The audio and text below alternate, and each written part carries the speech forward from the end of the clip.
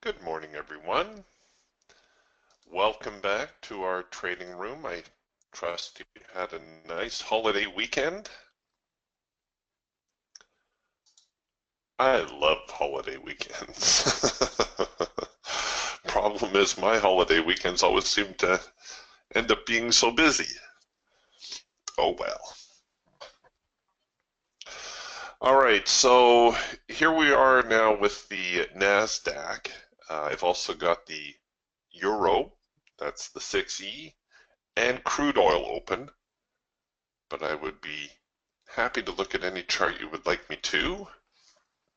But it looks like the NASDAQ might be a little bit toppy. Here was Friday's session, fairly dismal. Here was Monday's electronics session, which is not even worth considering. And here we are with Tuesday's session, so it's all just a great big sideways jumbled mess, the way I see it. You know, it's a huge trading range that we got.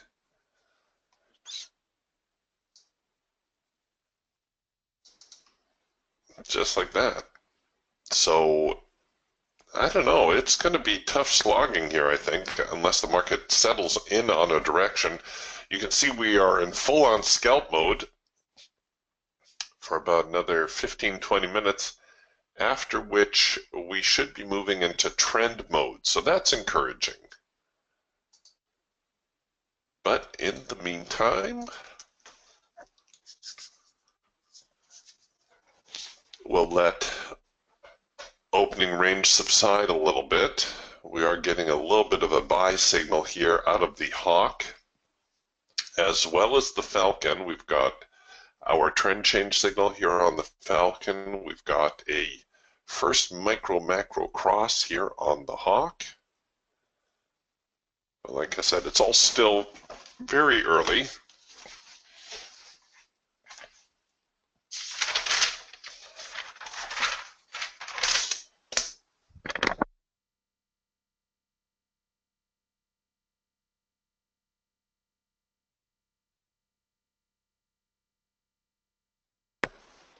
We'll just let them flip-flop a little bit here.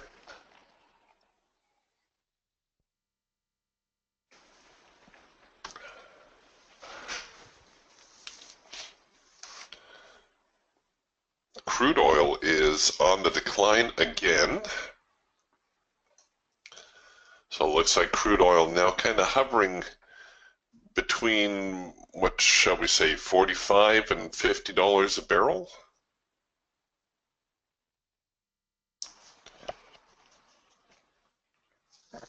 So one thing about crude oil, if you haven't realized that yet, crude oil does like to trade within a range. It will tend to bounce back and forth within a particular price range.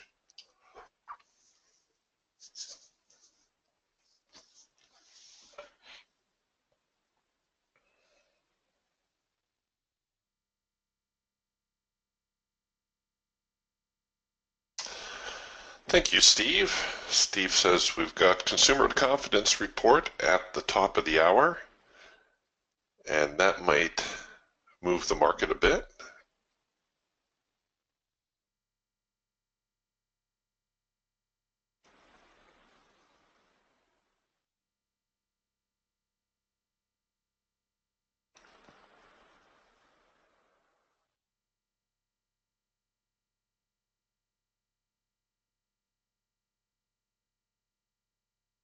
We're seeing a little bit of follow through to the upside, certainly enough to have hit our scalp target. Oh, it looks like we would have hit our swing target as well. So here's the trend change signal. I would have set it up like this. So the trend line change signal here on your Falcon tool occurs when the trend line changes from red to green. And it's kind of like a two-part process. We have this part here. Then we have this pattern, this up, down, up pattern. So we have the part of the move that changes the trend line color. We have the sellers trying to fight the market back, and then we have the buyers come in and rally the market. And that is our trend change signal. Tends to be a relatively high probability signal.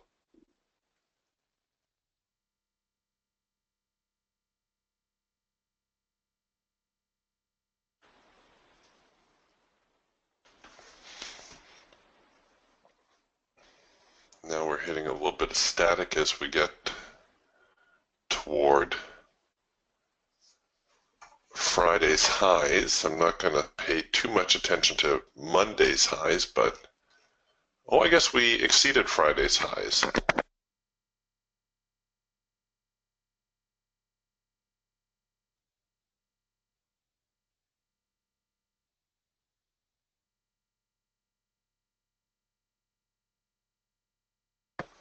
So it is going to be Monday's highs that we're challenging now.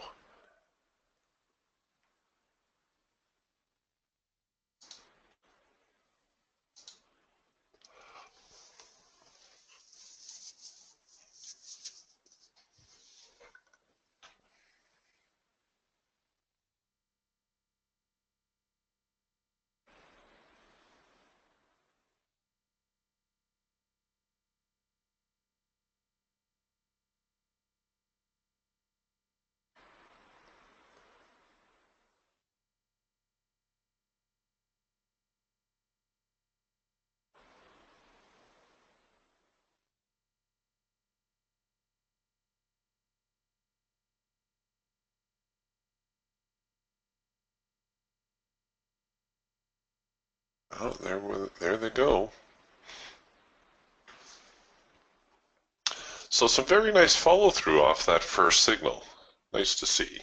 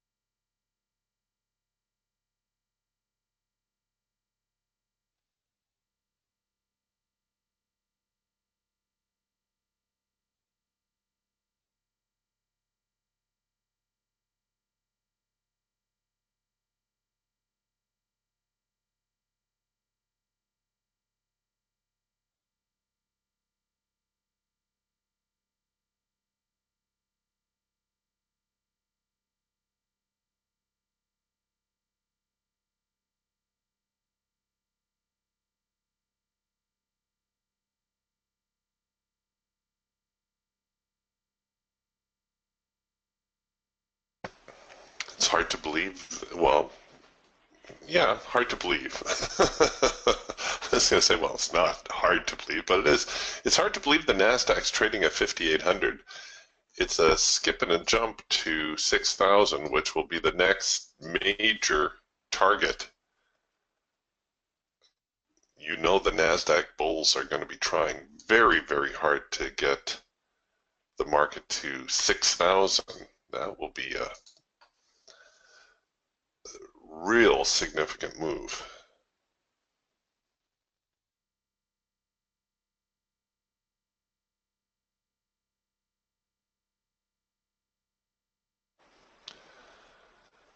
All right, it looks like the sellers laying a bit of heat on the buyers now because we've hit our primary resistance line, and that seems to have stalled the move here for the moment.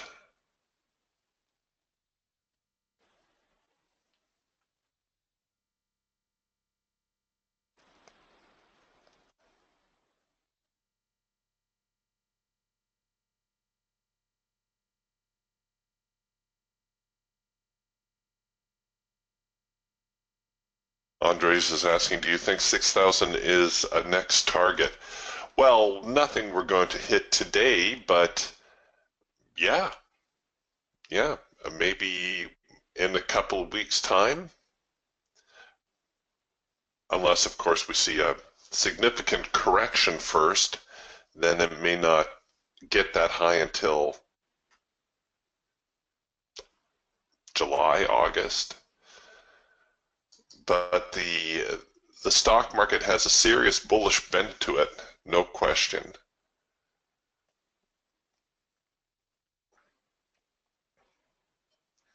Right now, we're having trouble with 5,800. You can see like I said, the market reacting a little bit.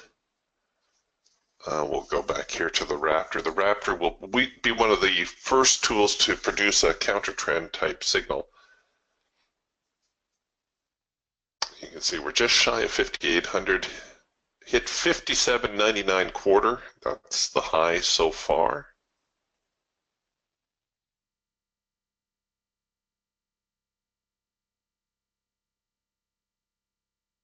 Yeah, Andre says, yeah, exactly. I was wondering if the correction comes first.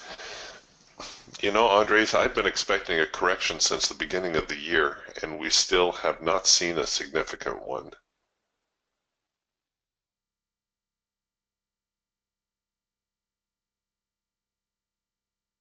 So I'm to the point where I get more nervous shorting than I do buying.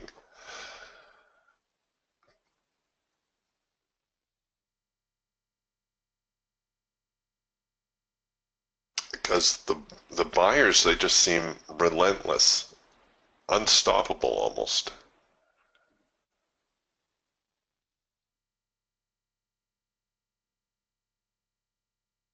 Even intraday, you'll notice we haven't seen any significant correction intraday. They've always been, you know, any move to the short side has always been short-lived. I guess this one was a little bit more significant, but even that was nothing compared to the uptrend that preceded it.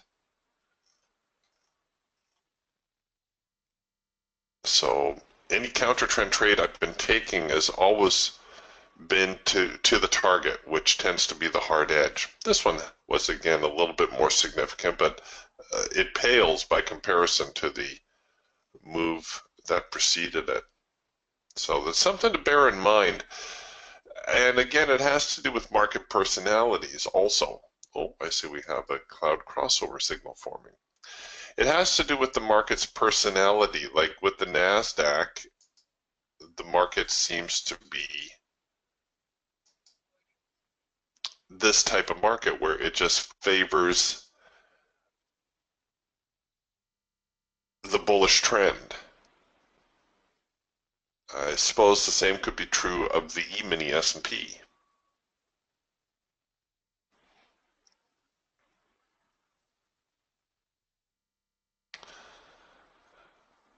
So we've got our cloud crossover signal. It had a very slight pullback after the clouds crossed. It is a pullback, but don't be surprised to see a deeper pullback.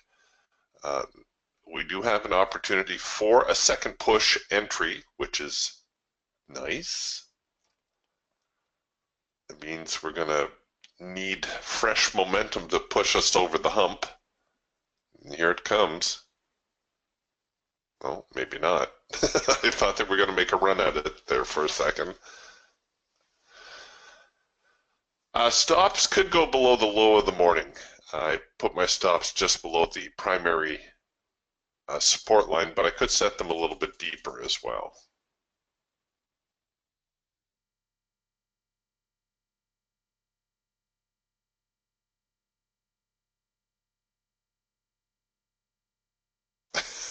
Yeah, there you go, Andres. You got it right. Andres says, might be the market will go higher until the talking heads will talk about a correction coming soon.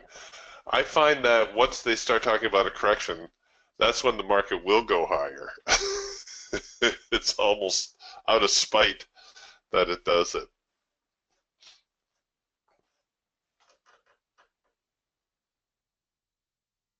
It is so tempting to try to read more into a chart than what is actually there. And this is something that befalls all traders.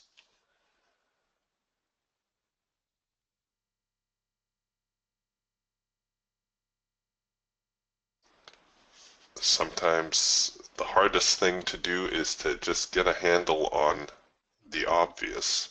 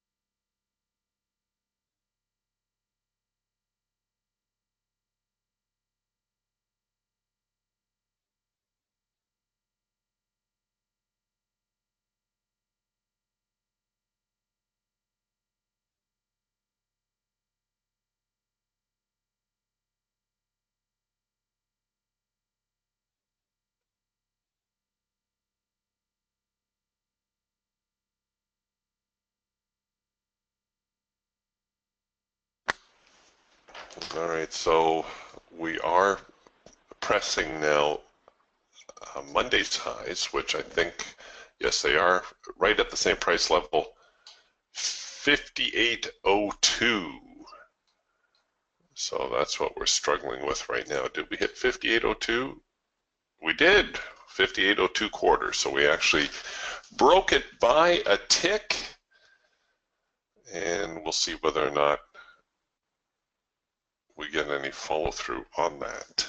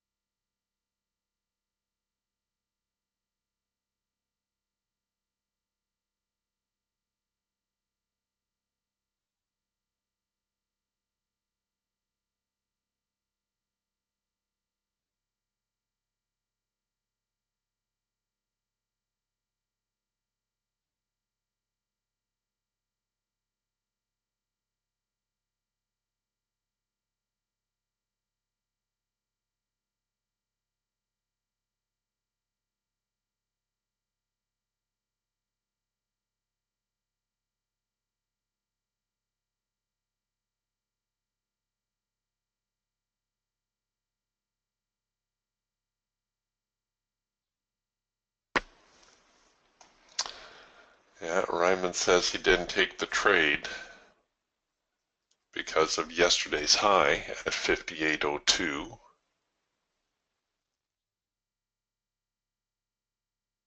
He didn't think it would go higher. Here's the problem, though, and you may well be right, but nobody, nobody knows what's going to happen here. Not me, not you, not Warren Buffett, not Paul Tudor Jones, not Ed Sequoia, nobody. But here's the funny thing too, is the buyers and the sellers both make money. People have different objectives in their trading. We make the mistake sometimes of assuming that everybody is like us. Everybody is in just for $100. No, there's institutions buying now with a 6,000 objective on the NASDAQ. They're not going to worry if there's a little $100 drawdown against them.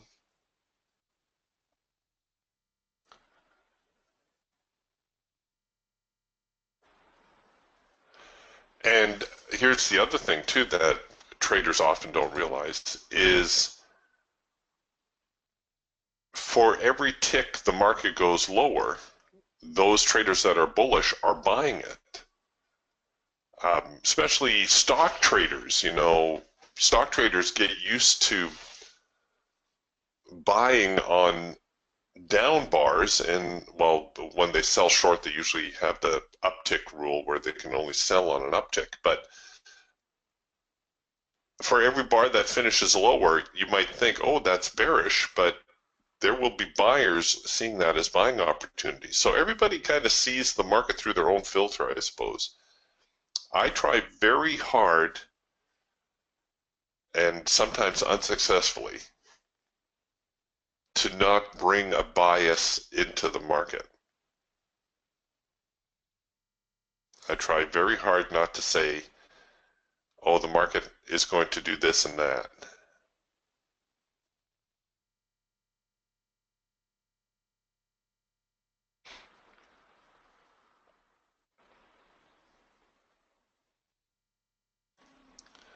The market will do what the market will do, and all I can do is react to what's going on.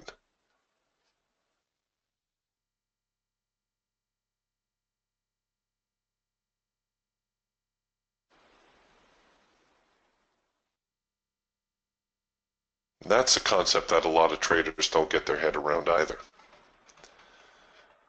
I got friends all the time buying their penny stocks, showing me the charts. Hey, Eric, what do you think of this? Or the ones that know me at least have the courtesy to print off a chart. The ones that don't know me, they just throw some symbol at me. Hey, Eric, what do you think of XYZ company? I don't know. Never heard of it. But they'll throw me a chart and they'll say, well, where's it going to go from here? I don't know. But if it does this, then I would do that. If this happens, then this is what I would do.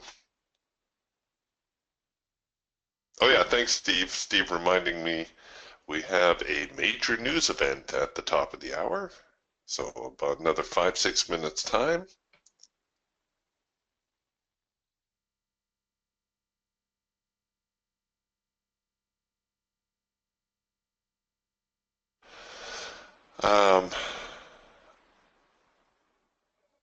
Oh, Andres is asking, what is the uptick rule? I don't trade stocks that often, so forgive me if they've changed this, but it used to be if you were going to sell a stock short. So let's say I held Apple stock and I wanted to short it. I could only sell on an uptick. In other words, I had to sell on a limit order. I could not sell on a market order. You know how normally I like to buy or sell when the market breaks the price that I've set? You couldn't do that short selling a stock. Now, they may have changed it. Like I said, I don't really keep up with the stock market. Oh, there you go. Peter says XYZ is actually a popular symbol. No, I should have picked a different combination. Peter asking, would you sell if a market hits the resistance level the first time, and would you hold to see if the market would break out on the second or third time it hits the resistance level? You could, Peter. I've got people writing me all the time telling me how they're using the support and resistance suite. For those of you unfamiliar, these are the lines, the horizontal lines that are printed here. These are the forecast support and resistance levels for today. I have had people tell me that they will buy and sell reactions. What I tend to do though is, and again, this is just my opinion, if the market is above the median line and above the primary resistance line, I tend to be a little bit more bullish. Unless I see that telltale test of the extreme, right? If I get the test of the extreme, then I'm going to start getting my stops up. I'm going to anticipate that the market will fail and head lower. Until that happens, I'm going to remain cautiously bullish. The markets do have a tendency to move 2, sometimes 3 zones before a reaction. So you see here, it dropped from the median line, went 1 zone, 2 zones, then there was a reaction. Now we're 2 zones up and we're struggling. So again, there may be a reaction.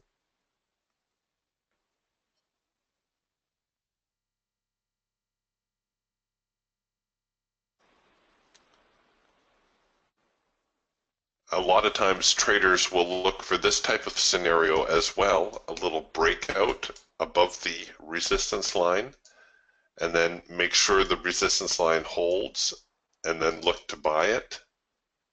That's okay too.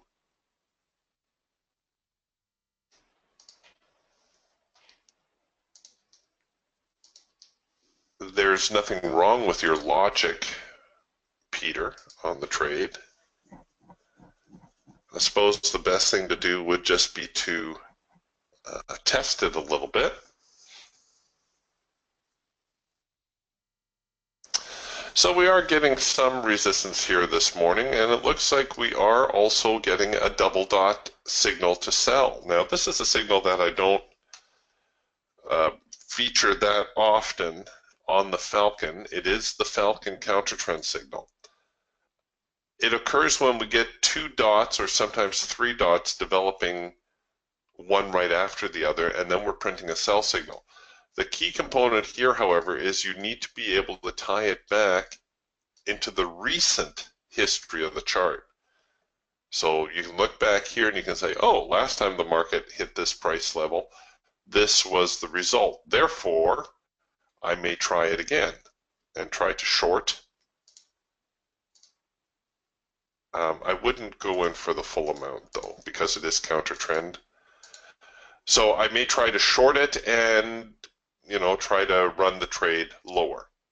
So there's the counter trend signal on the Falcon. Remember, the key ingredient, however, is that you can tie it in with a recent reaction. Won't help you much if you don't get that recent reaction. You'll just be losing counter trend signals all day long.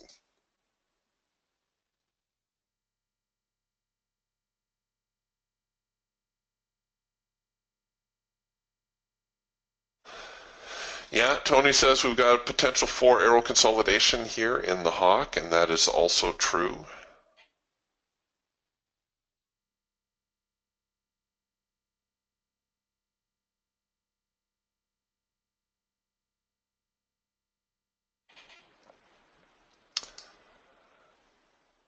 Yeah, Peter says, I saw the potential resistance here on the line at 58.0175, and that does seem to be holding. Yes, it does at the moment. Big push out of the open, so the pressure is on the buyers now to maintain the uptrend.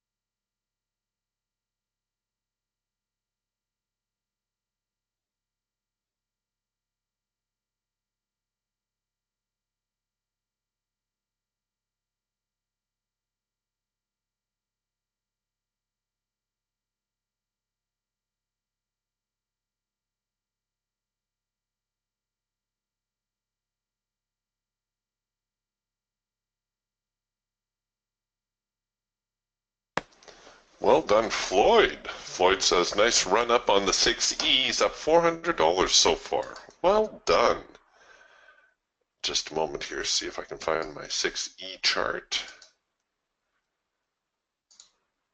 There we go.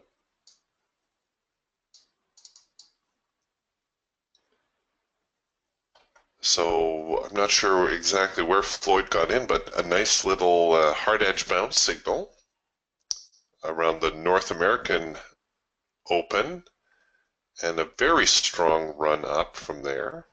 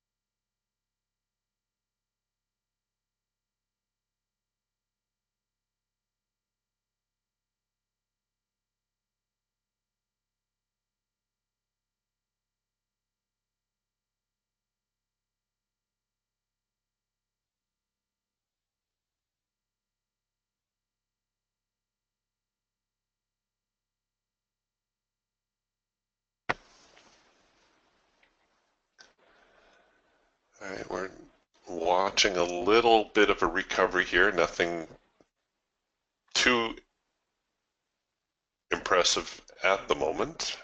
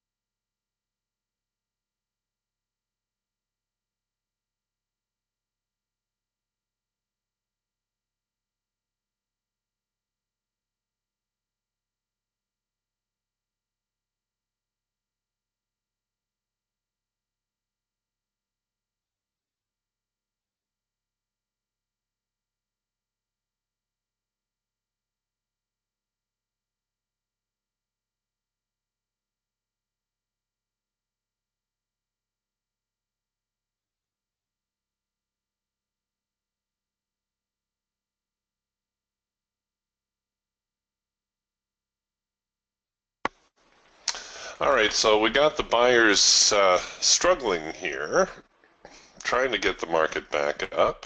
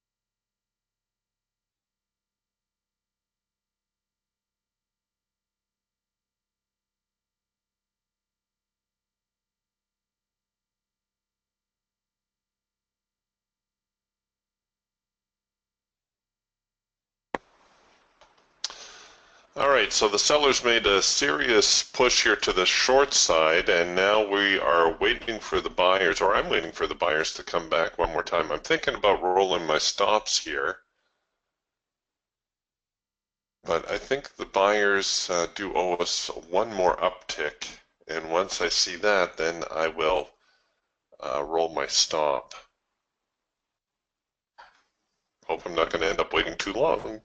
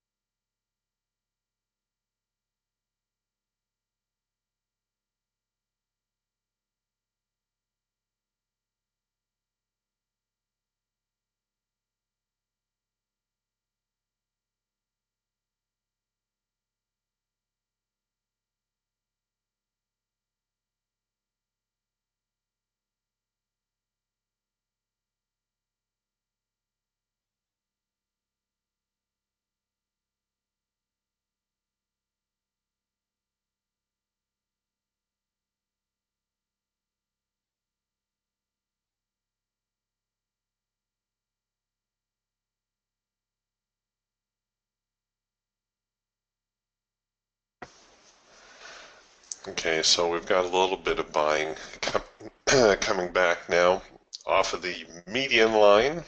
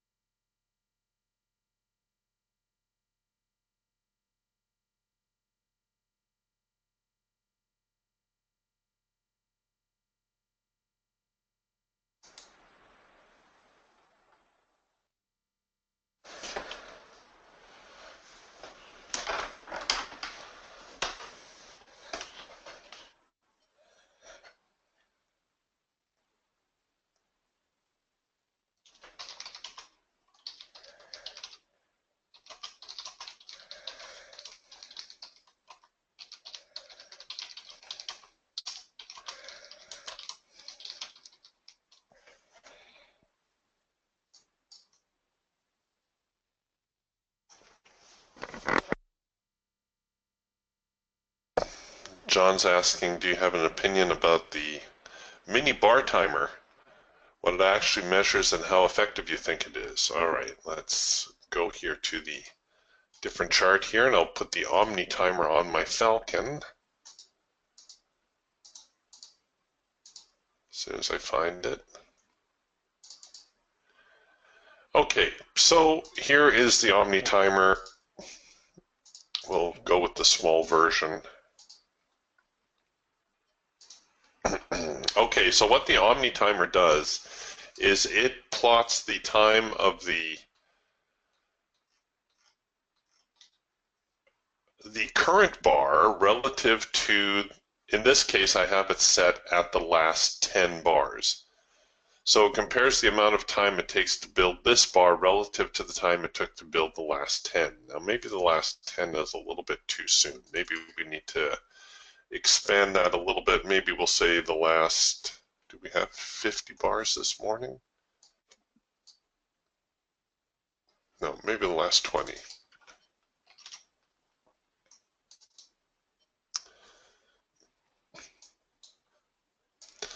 All right, so that's what it's going to plot for you, John. Now, the idea behind it is that if the bars are forming quickly, then there's momentum behind the move.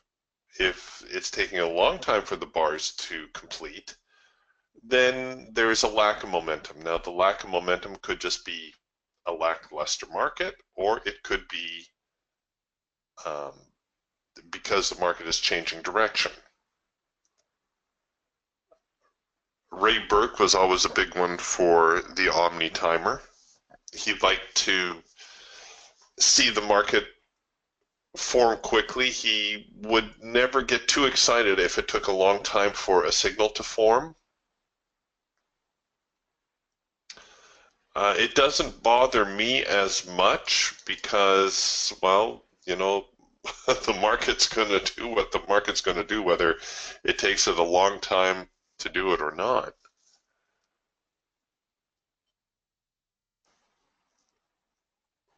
Some people find it helpful.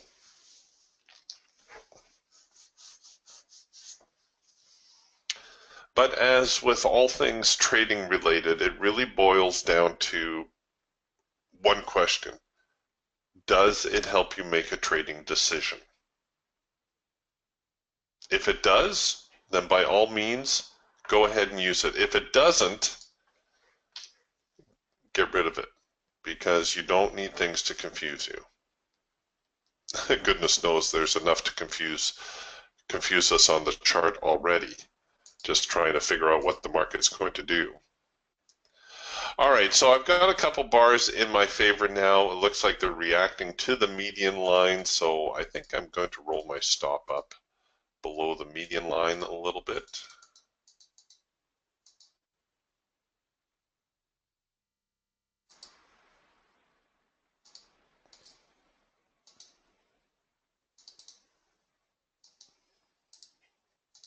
There we go.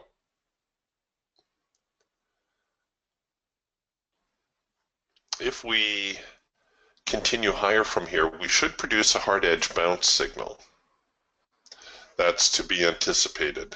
Remember, whenever the market hits the hard edge of the cloud, we usually expect to see some sort of reaction. Oh, and there it is right there. Speak of the devil.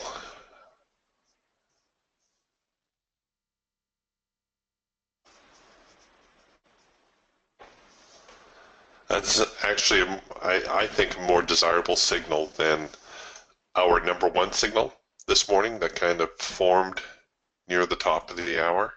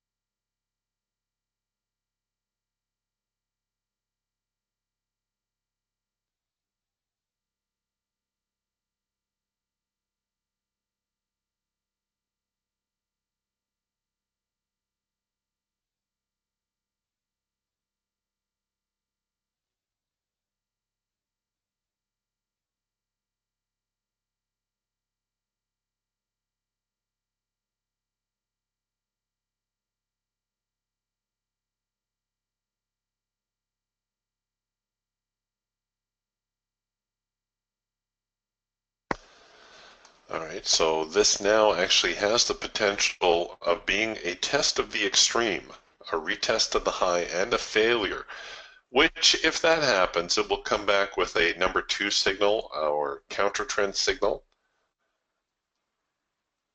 And I will end up taking the early stop out.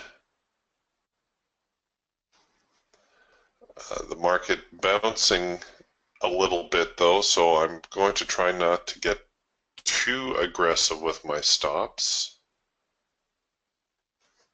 just yet.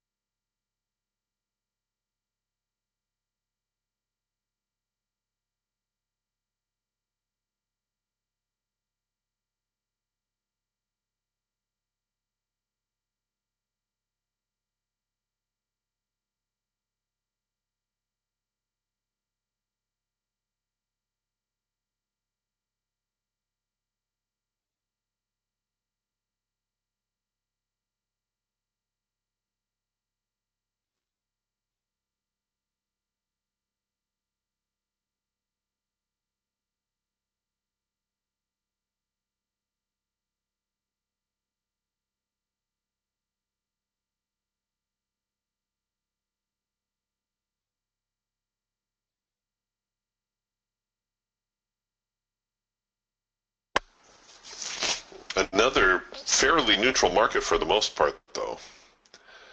That definitely has been the theme for the last few weeks.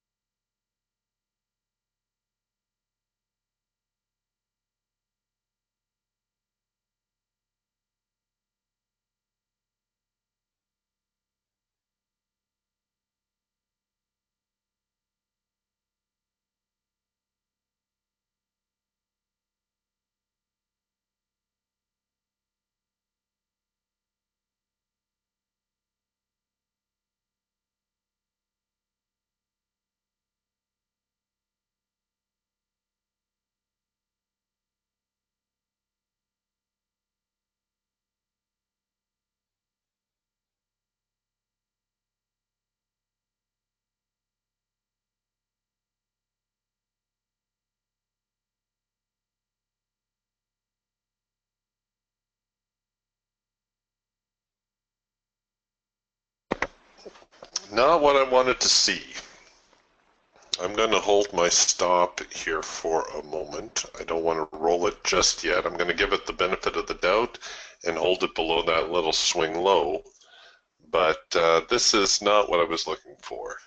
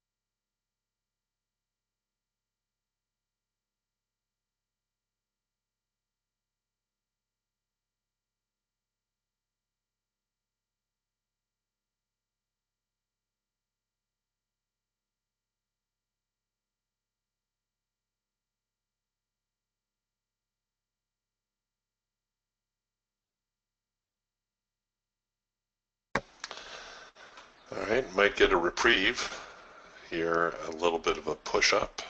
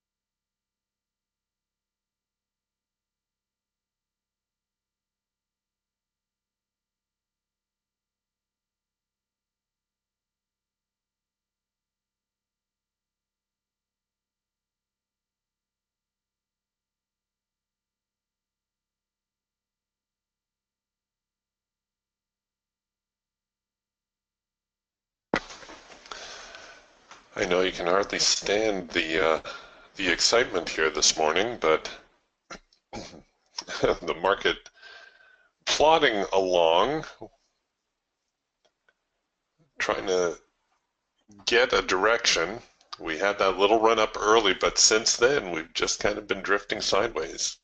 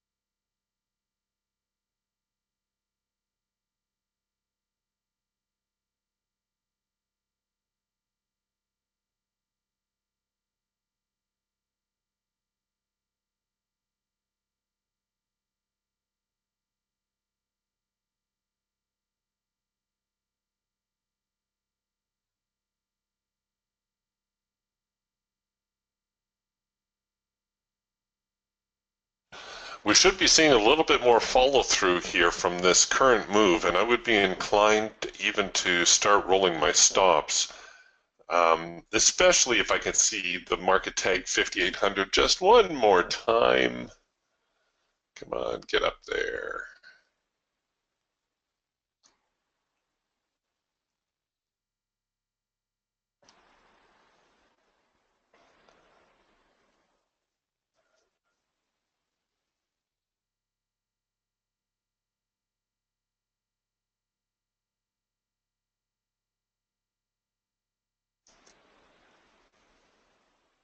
Doggone it, it is not liking that number at all.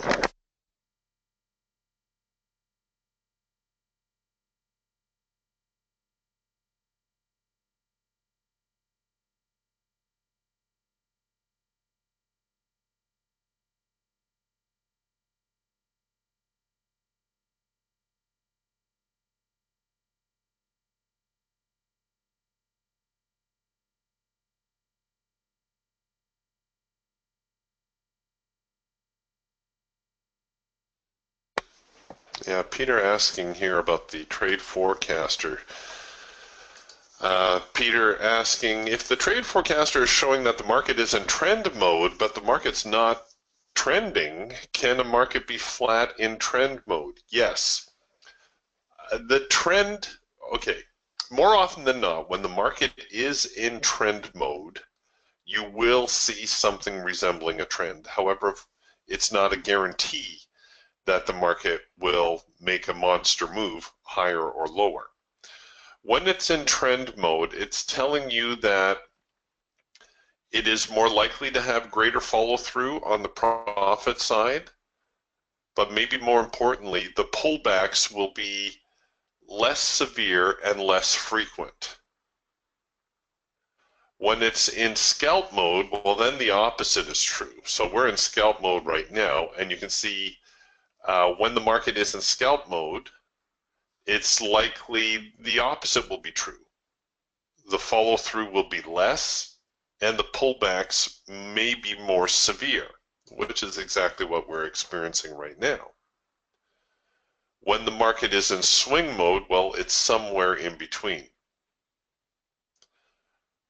So while the market very often, when it is in trend mode, will actually trend and go somewhere, it is not a guarantee that you're going to get a very pronounced move.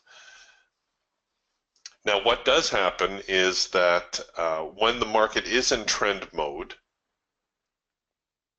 and I've noticed that it's in trend mode, a lot of times what I'll do is I will, if not have a runner in play, I'll certainly try to go for a more ambitious profit target. And I can usually get by with a tighter stop loss as well. When you're in scalp mode, the exact opposite is true. You should be all in, all out on target, and you're probably going to need a more liberal stop to try to ride out the choppiness, which is what I'm trying to do here. I'm trying to hold on. The market will probably move in about another 15-20 minutes because it has been stagnant since the top of the hour. So for about 45 minutes, not much has been going on. So it is likely that we will see a pronounced move, and I'm fearing it will be to the short side, which is why, like I said, if I can see 5,800 form here, I'm going to roll my stop in below this low to try to take a little bit off of the table.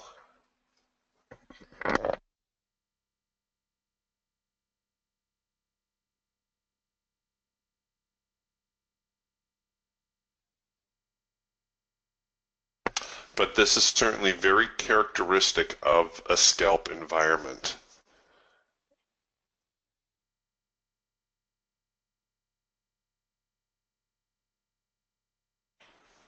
All right, so there we go. We got 58. So I could roll my stop up here.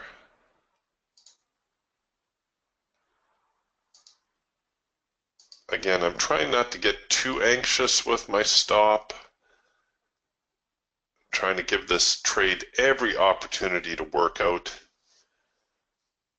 A stop loss is not a loss unless it gets hit.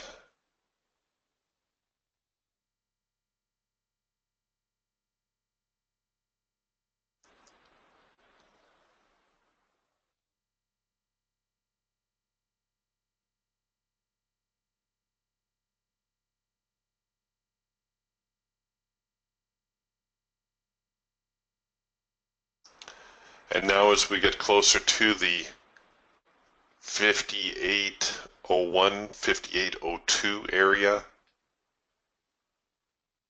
I'll have to watch for a test of the extreme and a possible failure. So if it looks like the market is starting to unwind and maybe we're going to see a double or triple top, it's going to be a good time to exit.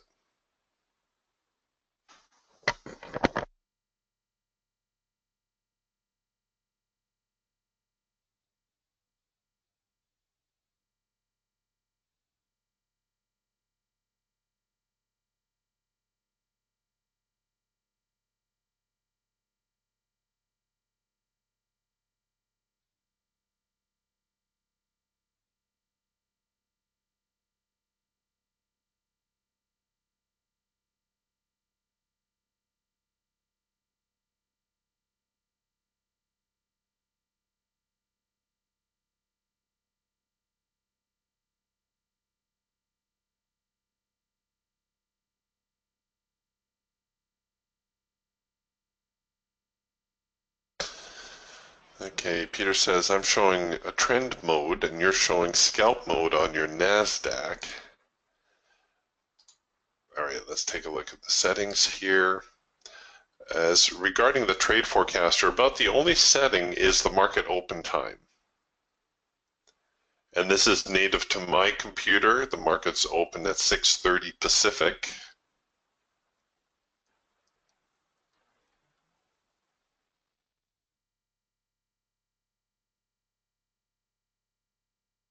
So that might be the only thing that would alter our settings.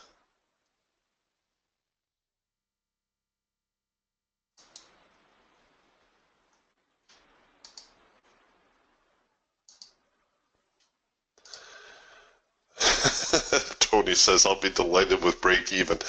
Tony, you have no faith. You gotta hang in here.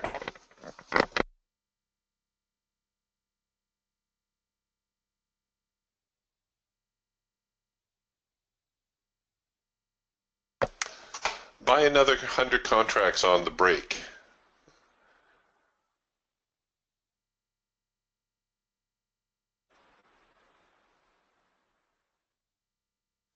Oh, Peter, it's hardly genius.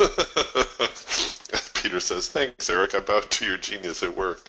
It's the only thing you can set on the trade forecaster, so it wasn't tough to choose.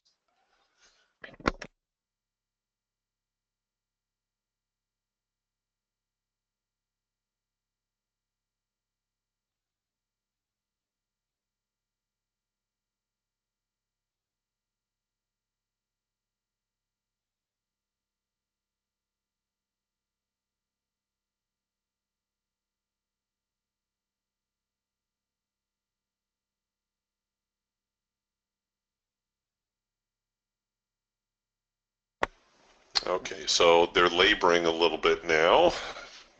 Come on, get up there, you stinkers. We'll give them a little nudge with the mouse, get them over the hump. Come on, get up there.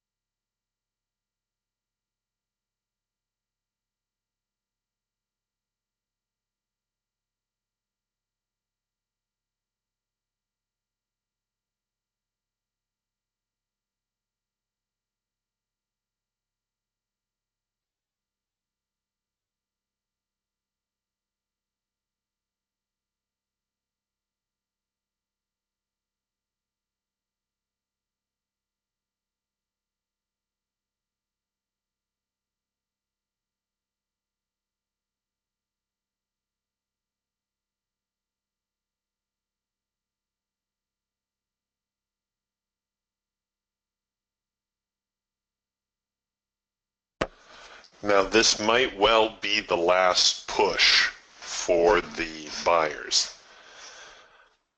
A break above 58.02 should tag a few sellers' exit orders, which will be buy orders. So there might be a little bit of a quick uptick, but the sellers have been very clear about shorting 58.02, this whole area up here.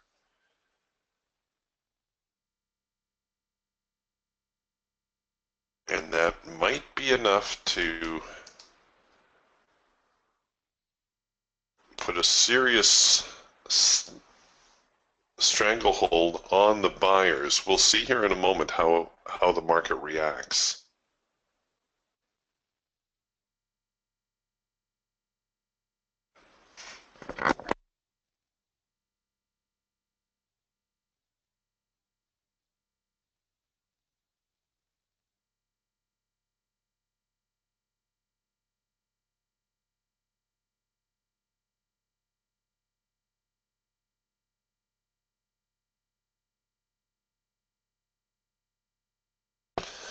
Okay, I think it's going to be time to start pressing this market a little bit harder.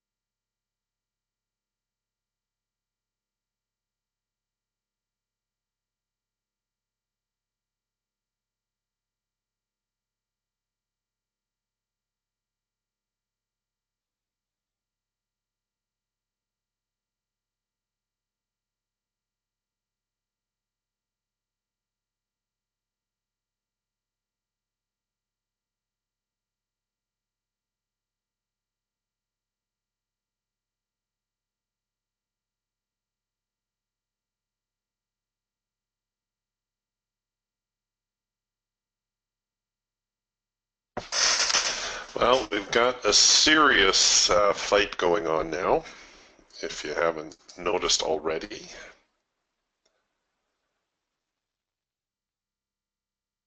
Back to the excuse me, highs of the morning.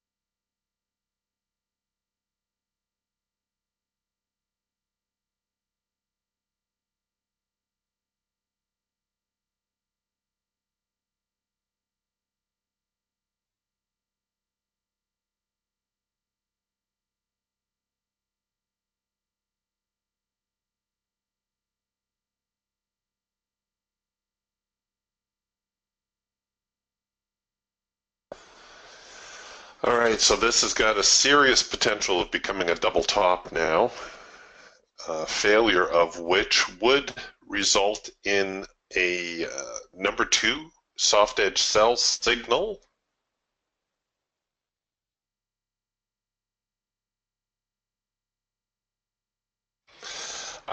Peter asks, Eric, do you take screenshots of your trades and then make notes on the chart? I don't, Peter, but I do know people who do, and they find it very useful. It's not to say I've never done it. There have been some market setups or trades that I just needed to capture because I wanted to be sure to reference them later.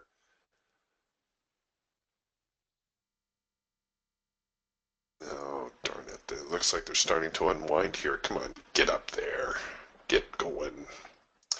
But yes, it's an easy way to catalog trades and setups. I usually just make notes in my journal.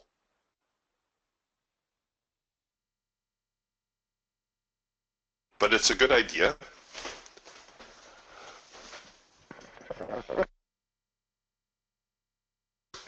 All right, so here come the sellers. I'm going to get this trade even tighter still.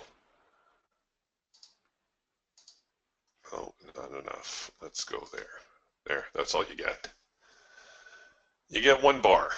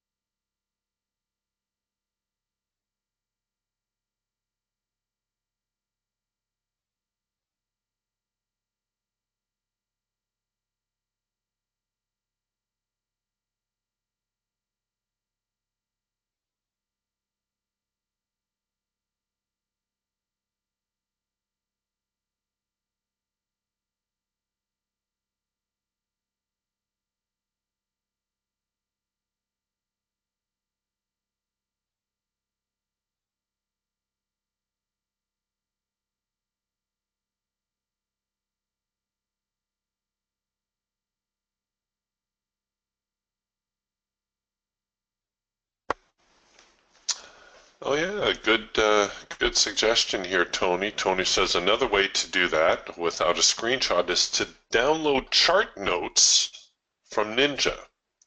That way you can make notes directly on your chart without having to edit them later. Great suggestion. Thanks, Tony.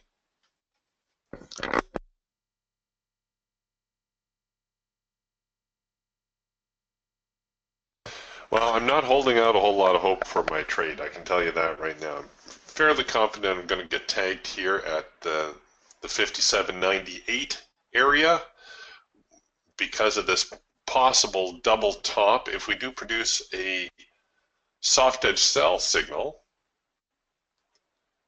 which will be the counter trend signal, that could be worth trying, but this is yet another day where the market does not seem to have much of a trend to it, really. All right, so got tagged out. What did I say that was? 57.98. Well, that was a whole lot of fun.